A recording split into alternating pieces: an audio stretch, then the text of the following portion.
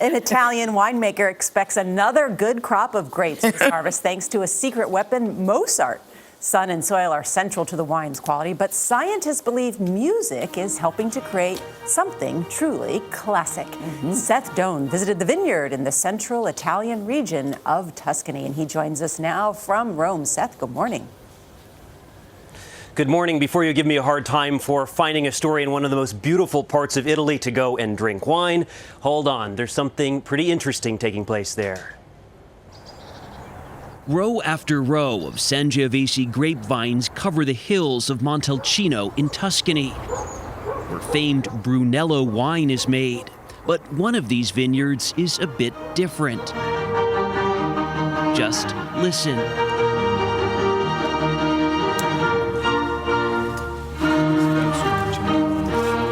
The grapes here are serenaded all day, every day by classical music. Imagine the world without music. There's a speaker over there. Giancarlo Cignozzi doesn't have to. Not while he's here. I suppose that music can improve the life of the humanity, animal too. But why not the plants? To try to answer his own question, he started pumping Mozart into a section of his vineyard, El Paradiso di Frassina. He found the vines closer to the music grew bigger and toward the source of the sound. We divide the whole property in 25 different areas, and we monitor the quality of the grapes at the time of the harvest. Ulisse is Cignozzi's son and another winemaker who sounds more like a scientist. How different are the grapes coming from the section of the vineyard with music compared to the section without? The plants seem more robust. The grapes close to the speaker have the higher sugar content, so we believe in this idea. It wasn't long before this idea piqued the interest of scientists and turned this vineyard into a laboratory.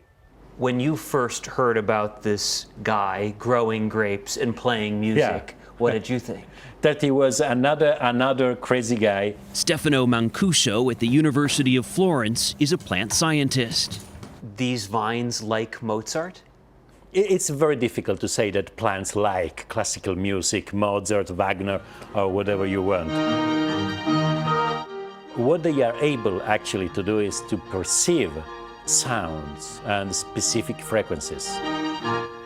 Mancuso, who gave a TED Talk on the roots of plant intelligence, has been studying the Mozart vineyard since 2003. Plants are, in general, much more sensitive than animals. He theorizes Cignozzi's vines may grow toward the speakers because frequencies resemble those of running water. The consumer electronics company Bose heard about the studies, donated 72 speakers, and financed more research. The more impressive of the results were that sound is able to reduce dramatically the number of insect attack. They figure the music confuses harmful bugs, making them unable to breed. As a result, the vineyard uses no pesticides and very little fertilizer. The music also scares away birds and other creatures who feed on grapes. I mean, the music can improve not only and protect and defend the life of the grape, but improve too the quality. Cignozzi is proud of the research, not to mention their wines. Chin chin.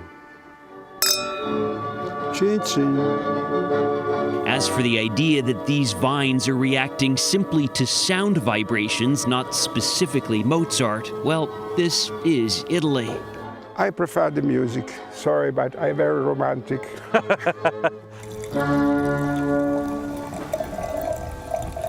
Giancarlo, who has been serenading his grapes for more than a decade, stands by his decision to play Mozart. Professor Mancuso says he really could play any number of types of music, even heavy metal. But, Gail, there are neighbors to consider.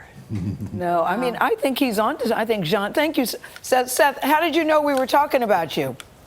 When you said, let me well, start I just this kind of piece. figured. I figured. There's so many stories over there like that, aren't there? I know. I hope more and more just like that, Charlie.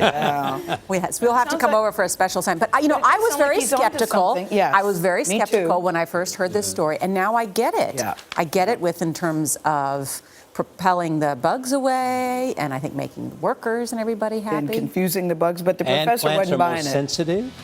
Than animals, he Humans, said. yeah, then animals, interesting. I like it. I Yeah, like it. I think I'm going to have to check it out myself. Yeah. Field trip. Field trip. Thank you again, Seth. Coming up next, a grandmother shows her fearlessness. She is 95 years young.